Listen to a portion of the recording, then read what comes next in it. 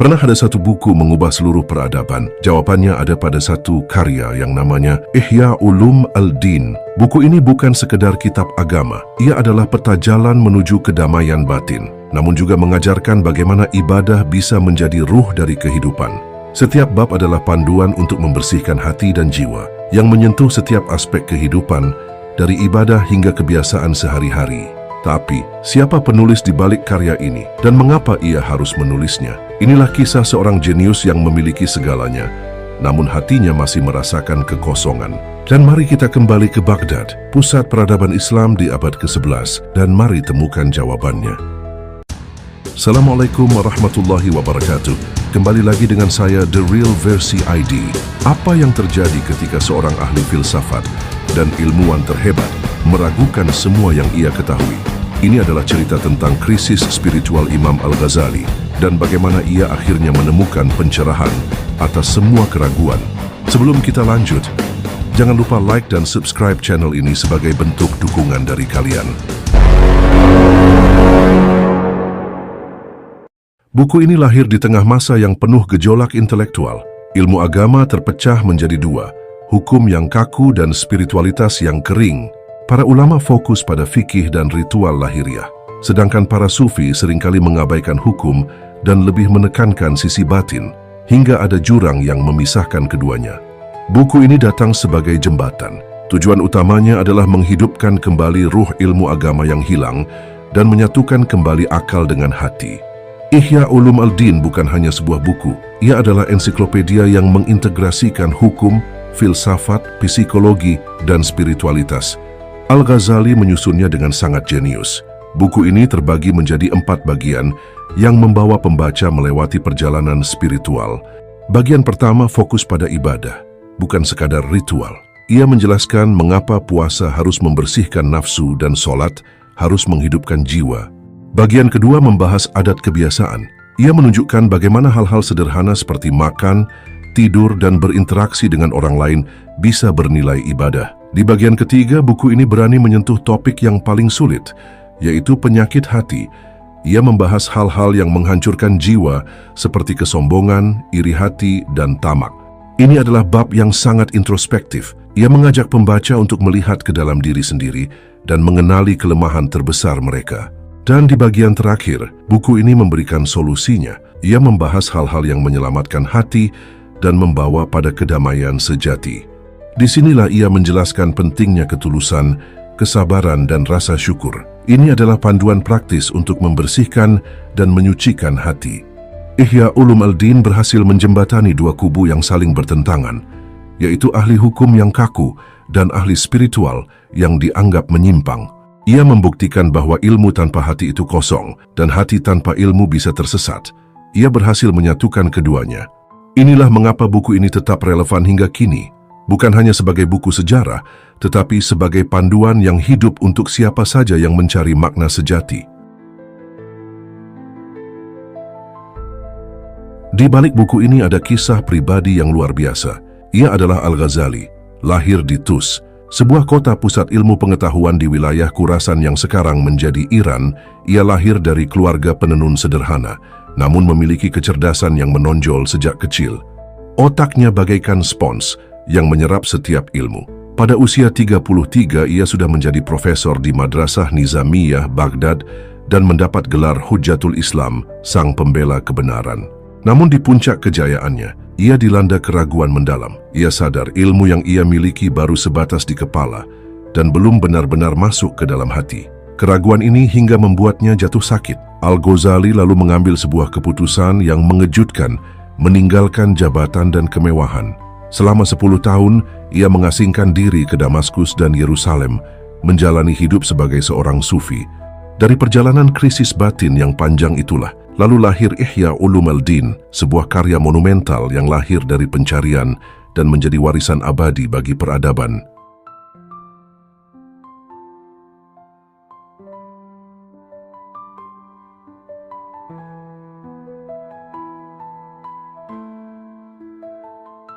Masa pengasingan ini adalah titik balik paling penting dalam hidup Al-Ghazali. Dari seorang intelektual besar, ia berubah menjadi seorang ahli spiritual. Perjalanannya dimulai ketika ia meninggalkan Baghdad Ia tidak sekedar pergi, tapi melakukan sebuah pencarian. Di Damaskus, ia tinggal di Masjid Umayyah selama kurang lebih 2 tahun. Di menara masjid itu, ia mengasingkan diri. Hari-harinya dihabiskan untuk ibadah, merenung dan menulis. Di sanalah draft awal Ihya Ulum Al-Din mulai disusun.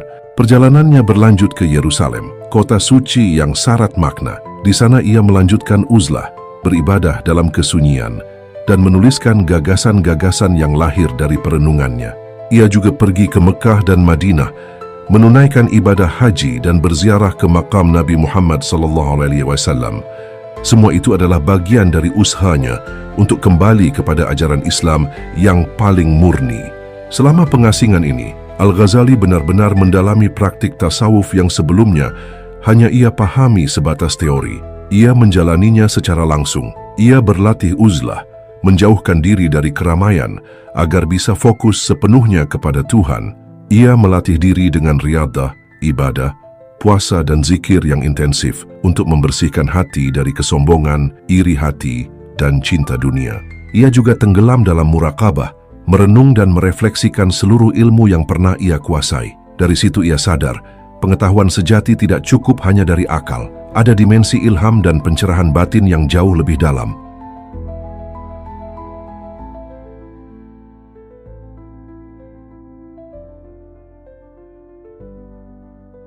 Ihya Ulum Al-Din bukan hanya lahir dari buku-buku yang ia baca, tapi dari perjalanan rohani yang ia jalani. Ia menyadari jurang besar antara teori hukum dan praktik spiritual, lalu menuliskan sebuah karya yang menjembatani keduanya. Singkatnya, masa pengasingan ini adalah perjalanan dari akal menuju hati, dari ilmu yang kering menjadi ilmu yang hidup, dan dari popularitas menuju kerendahan hati. Inilah pengalaman yang membuatnya mampu menulis sebuah karya yang tak lekang oleh waktu.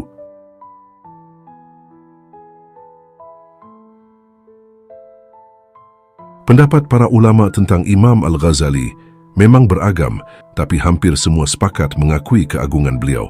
Banyak yang memujinya setinggi langit, meski ada juga kritik yang muncul.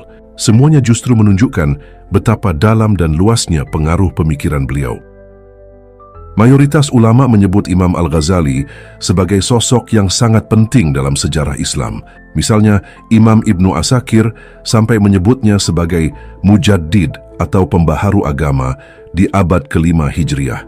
Ada juga yang menilai beliau sebagai penyelamat umat karena berhasil menjembatani jurang antara ahli fikih yang kaku dengan ahli tasawuf yang terlalu ekstrim. Dan di titik itu Ihya Ulum Al-Din jadi karya yang luar biasa, karena bisa menggabungkan ilmu lahiriah dengan batiniah, sampai banyak yang menyebutnya sebagai kitab yang mampu menghidupkan hati. Bahkan di dalam mazhab Syafi'i, nama Al-Ghazali dijunjung begitu tinggi. Beliau menulis kitab fikih besar seperti Al-Basith, Al-Wasith, dan Al-Wajiz. Kitab terakhir itu malah jadi rujukan utama dalam mazhab Syafi'i, sampai-sampai ada murid senior beliau yang memuji, Al-Ghazali adalah Syafi'i kedua. Itu jelas menunjukkan betapa besar kontribusinya untuk mazhab ini. Tapi tentu saja ada juga kritik. Beberapa ulama hadis seperti Ibnu Al-Jauzi menyoroti penggunaan hadis dalam Ihya Ulum Al-Din yang ternyata sebagian berstatus dhaif, bahkan maudhu. Al-Ghazali sendiri pernah mengakui kalau beliau memang bukan ahli hadis. Lalu dari kalangan filsuf, ada Ibnu Rushd yang menulis Tahafut Al-Tahafut sebagai sanggahan terhadap Tahafut Al-Falasifah, karya Al-Ghazali. Ia menilai ada beberapa kesimpulan teologis yang kurang tepat, meski tetap mengakui kecerdasannya. Dan disitulah menariknya, pujian dan kritik itu sama sekali tidak mengurangi kedudukan beliau. Justru memperkuat posisi Al-Ghazali sebagai salah satu ulama paling berpengaruh dalam sejarah Islam, yang karyanya masih hidup sampai sekarang. Setelah bertahun-tahun dalam pengembaraan dan pengasingan, Imam Al-Ghazali akhirnya kembali ke kampung halamannya di Tus. Di sana, beliau tidak lagi mencari jabatan atau kemasyhuran. Hidupnya berubah sangat sederhana. Beliau mendirikan sekolah kecil untuk mengajarkan fikih dan tasawuf, lalu menghabiskan hari-harinya dengan beribadah, berpuasa, membaca Al-Quran, juga kitab-kitab hadis seperti Syahih Bukhari. Murid-murid tetap berdatangan, tapi beliau lebih banyak menekankan pada kehidupan yang tenang dan penuh ibadah. Detik-detik wafatnya diceritakan oleh saudaranya sendiri, Ahmad Al-Ghazali. Pada pagi Senin tanggal 14 Jumadil Akhir tahun 505 Hijriah atau bertepatan dengan 19 Desember 1111 Masehi, Imam Al-Ghazali bangun, berwudu, lalu salat subuh. Setelah itu beliau meminta serbannya, sebuah kain mirip sorban, lalu menciumnya dan berkata, "Aku menerima Allah sebagai Tuhanku." Tak lama kemudian, beliau menghembuskan napas terakhirnya, wafat dengan tenang dalam usia 53 tahun.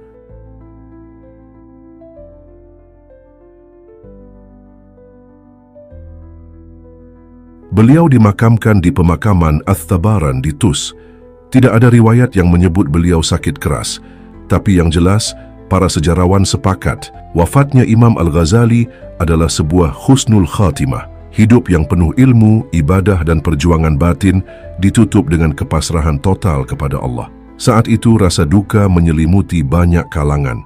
Murid-murid, ulama, bahkan para pejabat, semua datang memberikan penghormatan terakhir. Dan disitulah puncak perjalanan seorang pencari kebenaran. Imam Al-Ghazali menutup hidupnya dengan cara yang paling indah sesuai dengan pesan utama dari karya monumentalnya, Ihya Ulumuddin, kembali kepada hakikat ibadah, kembali kepada hati, dan kembali kepada Allah Subhanahu wa Ta'ala. Rasulullah SAW bersabda, "Sesungguhnya Allah tidak mencabut ilmu sekaligus dari manusia, tetapi Dia mencabut ilmu dengan mewafatkan para ulama, hingga ketika sudah tidak tersisa seorang alim pun, manusia mengangkat orang-orang bodoh sebagai pemimpin. Lalu mereka ditanya dan mereka berfatwa tanpa ilmu, sehingga mereka sesat dan menyesatkan." Hadis riwayat Al-Bukhari.